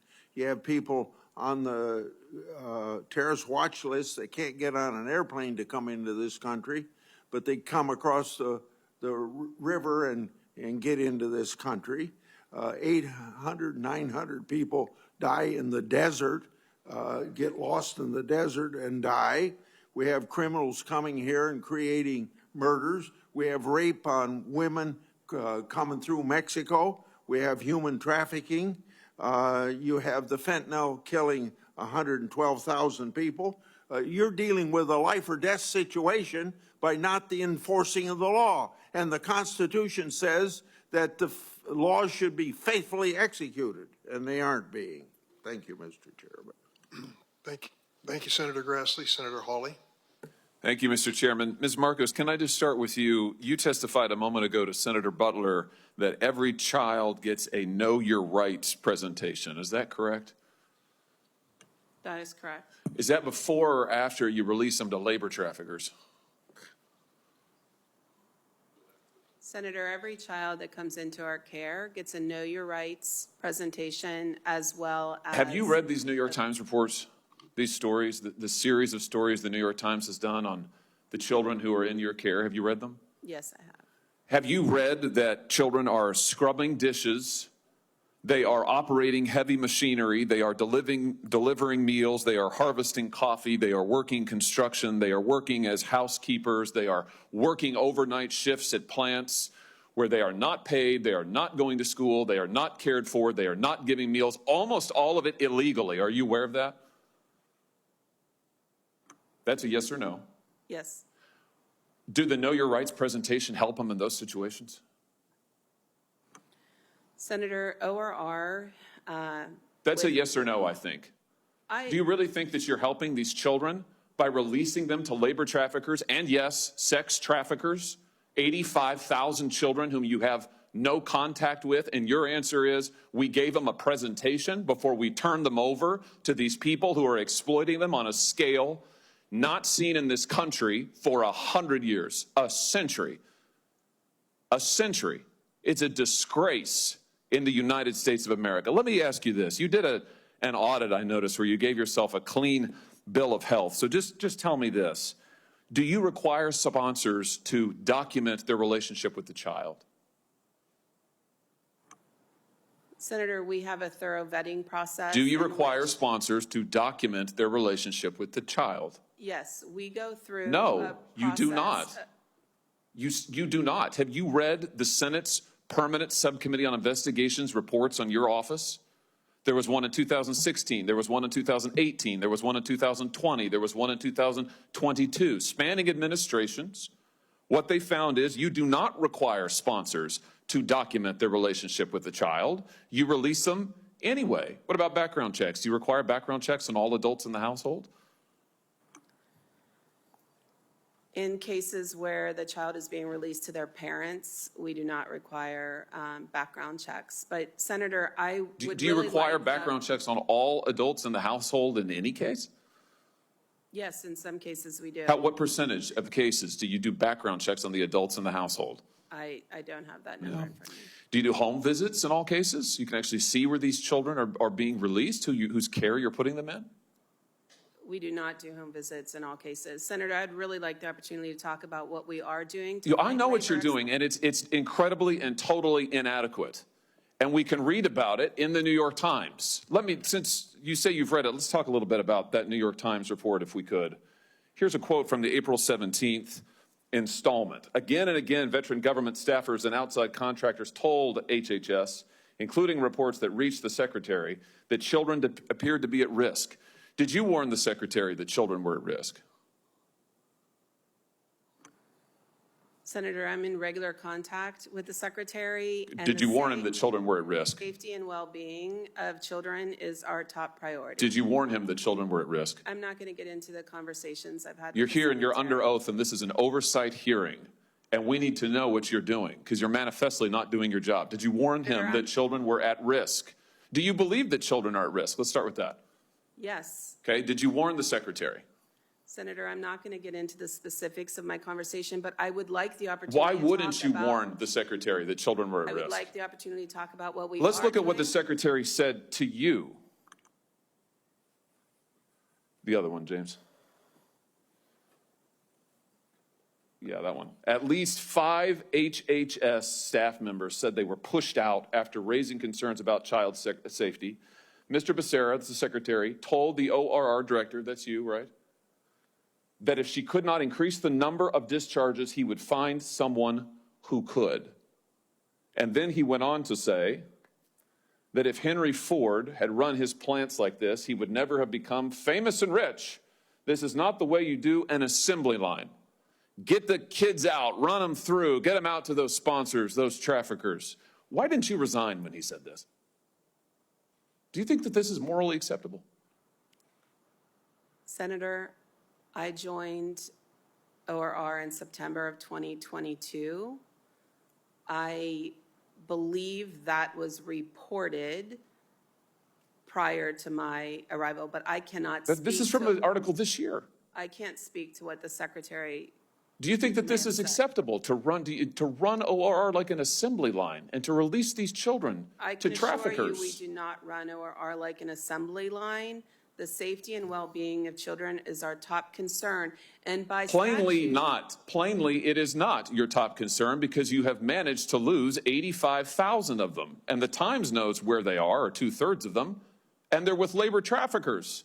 It's unbelievable. Let me just ask you this. How many kids right now, the 430,000 approximately, unaccompanied children have crossed the border under this administration? It's an astounding number. How many are you in regular contact with right now? Senator, we have a number of different providers across the country who But what's the provide number? different- What's the number? How many of you are you in? You said child welfare is your top concern. What's the number? I don't have the specific number. How can you not know? Why would you come to this hearing and not know? Respectfully, if you would like us to provide comprehensive case management to children after they're released from our care, so we can report. Respectfully, I would like you to do your job and not release children to human traffickers. Respectfully, that's what I would like. I'd like you not facilitate the largest child trafficking ring in American history. Thank you, Mr. Chairman. Senator Ossoff. Thank you, Mr. Chairman. Thank you to our panelists for joining us. Director Mayorkas, as you are aware, unaccompanied minors often end up in foster care for some time. I'm currently leading an investigation in partnership with Senator Blackburn into allegations of abuse and neglect of children in Georgia's foster care system, and more broadly into the human rights of children in foster care nationwide. What oversight does ORR conduct of foster care agencies and relevant state agencies to ensure that unaccompanied children are not subjected to abuse and neglect in foster care? Thank you for that question, Senator. ORR in all states except Florida and Texas work with licensed facilities, and through our federal field specialists, through our post-release, through legal services, through child advocates, children who do not have a family member do receive additional services because they are more vulnerable and stay in care longer. And what steps can you take to strengthen the protection of unaccompanied children who wind up in foster care, who, according to accounts we've heard in Georgia, are at particular risk for abuse and neglect in foster care systems? Thank you for that question. I think I have to go back to the expansion of post-release services and legal services. Both of those services extended for all children will enable that there is a trusted adult that can make sure the best interest of the child remains front and center throughout that child's life. As you know, Ms. Mayorkas, these are among the most vulnerable human beings in the world.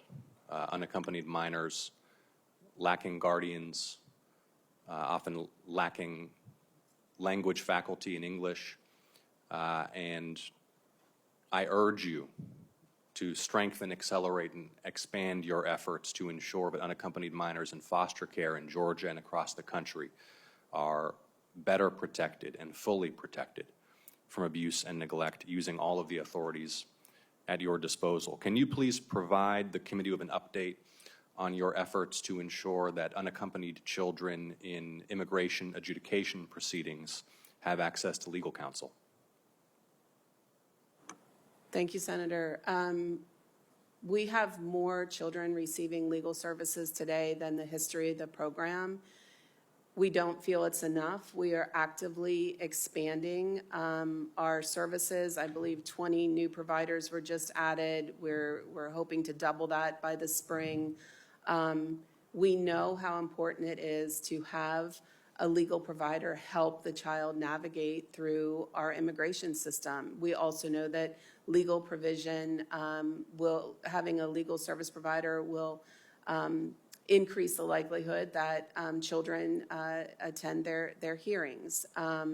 So we are very much, with the support of Congress, expanding both legal services and our post-release services, both of which will make a difference.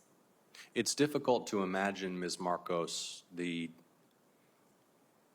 confusion and fear and pain of a child having to navigate complex, sterile, sometimes hostile legal proceedings that impact their future in dramatic ways with no parent, no guardian, no lawyer. Will you please provide to the committee specific information and metrics so that we can understand what progress is being made to meet ORR's targets for the provision of legal counsel to children in immigration proceedings? Thank you, Senator. I will absolutely take that back and also ask for continued support from Congress. And you will provide those numbers to the committee? I'll take that back to the team. Will you provide those numbers to the committee? It's just a yes or no question. May I ask for the specific numbers you're requesting? Yes. The number. I would like for you to provide to the committee numbers that demonstrate the progress that ORR has made to provide more unaccompanied minors in immigration proceedings with legal counsel. Yes. Yes, thank you. Do that. As you know, unaccompanied children are particularly vulnerable to labor exploitation, and we've seen reports of unaccompanied children as young as 12 and 13 pressured into working grueling hours at dangerous facilities, slaughterhouses. What do you see as Congress's role, and what more can this body do to protect these children from labor exploitation? Yes, Ms. Markos, thank you. Thank you, Senator. I think, as we've said before, this is a whole of society approach. We need everyone working on this. It's not one quick fix, or it would have been done. In terms of ORR, what we can do is the continued work with our colleagues at Department of Labor, the expansion of post-release, the expansion of legal services, which does require funding. And that's where Congress can help. But what I'd like you to do is to provide technical advice to the committee, please, on how we can amend relevant statutes in order to empower ORR to protect these children. Will you do that, please? Yes, sir. Thank you, Ms. Markos. I might say to my friend from Georgia that I commend to him a bill which I've introduced entitled Protecting Unaccompanied Children Act, providing legal representation for all unaccompanied children, among 5 or 6 other provisions. I hope you'll take a look at it. Senator Tillis?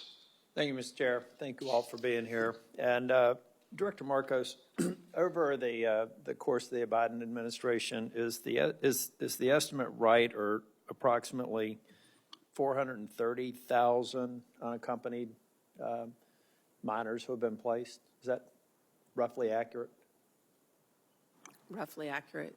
Can you give me an idea of what standard operating procedure is? So after you've chosen, or after you've made the decision to place this child, what is standard operating procedure, say, over the course of the year following, in terms of content? I'm trying to get some sense of exactly what role you play after placement. Thank you, Senator. And this is where we are going beyond what is required of us right now, but we know that it's not enough. Everyone on our team wants to I understand. I'm not being critical. I really want to go back, and there was a comment made that I think is very, very important. I think you can apply the same logic to asylum proceedings when we find out about 80% are adjudicated as not having a valid basis for granting asylum. I think that it would seem logical, given the numbers that we're talking about over time, that probably about 80% of the unaccompanied children, someone made the comment they're escaping very dangerous settings, and many of them are. But many of them are trying to get to a country of opportunity. We should take that as a compliment, but in reality, it's a bit of an insult in terms of how they get here. The parents or family members are paying money to cartels. Cartels are making almost $1 billion a year in human trafficking. People are getting hurt, traumatized, and route here. Others are dying. So I think one thing we need to do, one of the reasons you can't really do what you want to do is you simply have too many. And that is not your problem to fix. That's a problem of the administration to fix, because when the Biden administration came in, we saw nearly a 4-fold increase in border crossings. The area that I'm most concerned with is in the gotaways. One of the concerns that I have with these 430,000 unaccompanied minors who have been placed is they're going in communities where, since President Biden's taken office, 1.5 million gotaways are going to. You know, why would anybody choose to try and evade apprehension at the border based on the way the United States is dealing with people who come across the border illegally today? Why would anybody do that unless they had nefarious reasons or some background that they didn't want to have be made known when they're apprehended and they're being vetted by Customs or Border Patrol? These are dangerous people going in these communities. I talk with sheriffs all the time. I agree with Senator Grassley that these gotaways, not all of them, some of them may just be dumb and not recognizing how easy it is just to present yourself at a border to Border Patrol agency, but many of them have to be here for malign purposes. Many of them go to the communities that they identify with and exploit these unaccompanied children and the community as a whole. So going back, what in your ideal, let's say that your problem, could you do that comprehensive case management if the volume you were dealing with was 20% of what you're dealing with today?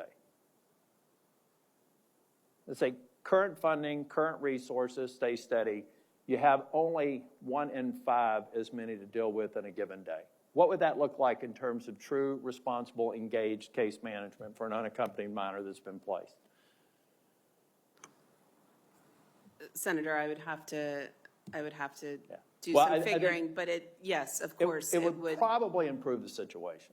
Yes. And so I guess the point here, I'm not going to flog you all for executing policies that have been decided by the White House. I'm holding President Biden responsible for many of the situations we have for child exploitation because he simply let the system get overwhelmed. Now, for people to say that Congress needs to pass new laws, explain to me how we haven't repealed any laws, but in the year following Trump transitioning, and I had disagreement with Trump. I believe that we have to immigrate more people and have more pathways to citizenship, more guest worker program, more opportunities for people who really want the economic advantages of the United States to have an opportunity to do it. But this president has made it virtually impossible for us to talk about improving and funding the processes that you're going through because he simply multiplied the problem by almost a factor of 4 or 5. If, again, you can extend the assumption that if 80% of the people are ultimately adjudicated to not have a viable asylum claim, then probably 80% of these unaccompanied children are not here because they're escaping oppression or fear of the country that they came from, but because they want an economic opportunity. But that is what that is doing is making it more difficult or virtually impossible for you to provide the kind of care for those young people who truly need the support of the United States and need safe placement in the community and continuous tracking while they're minors. So Mr. Chair, I hope that we get back to a reasonable discussion about immigration reform and about paths to citizenships. But until this administration wakes up to the problems that they've created by rescinding policies that were working in the prior administration, all we're going to do is have these shouting matches, and the ones who lose are the children who are being exploited.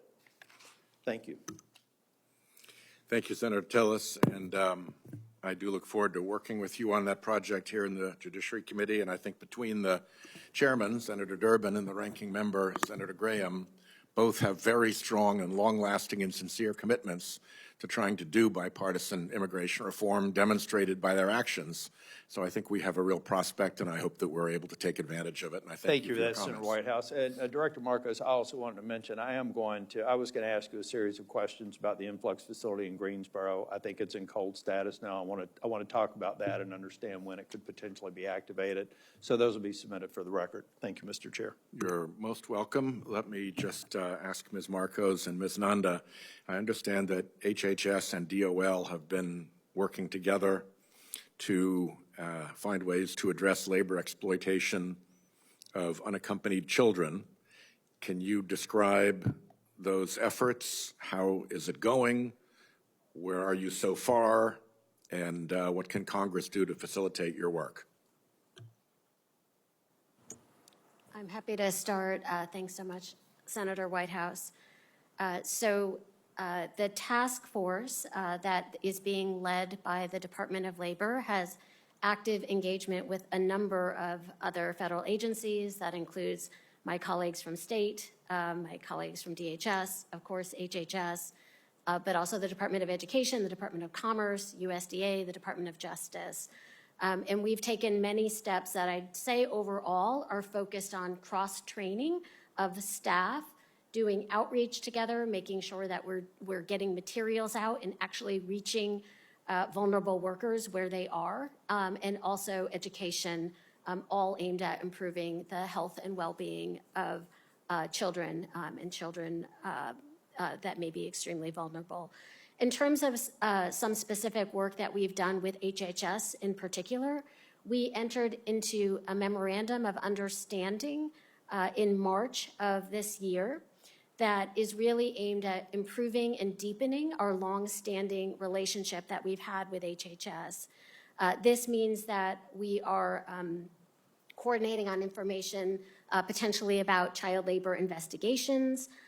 We are assisting in identification, or we have HHS assisting us in the identification of supportive services for victims or children that we may encounter in our investigation. It means that we may be sharing trends in child labor that we are both respectively seeing that will help both of us in our work respectively. So a lot of relevant information is being shared, relationships are being deepened, and we continue to deepen our work both with HHS and other members of the task force.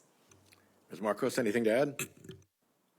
Thank you, Senator. As she mentioned, much stronger coordination both at the leadership level, but also in the different team level with both the identification, but also services after an investigation concludes. I think just kind of two other things that we have done is we have also stood up an accountability team, and also the National Call Center makes calls back to any child who's calling with concerns, just to make sure that they had follow-up and receiving services. What's an accountability center? It's an accountability team, and it's really looking at ways that we can continue to strengthen our sponsor vetting, and if we know that there are So internal and sponsor accountability. Yes, Got yes, it. that's Okay. correct. Terrific. Well, thank you all very much. Appreciate the witnesses being here. The record of the hearing will remain open for a week. If anyone wishes to add any materials to the record of the hearing, or if there are questions for the record for any of our witnesses. I heard Senator Tillis ask a question for the record, and I hope, request, and urge that you respond promptly to his and any other requests for the record, so that we can build a good, strong record in the hearing. If you don't respond, it makes us have to chase you, and we have better things to do. So please be diligent in responding, and with that, I'll adjourn the hearing. Thank you all.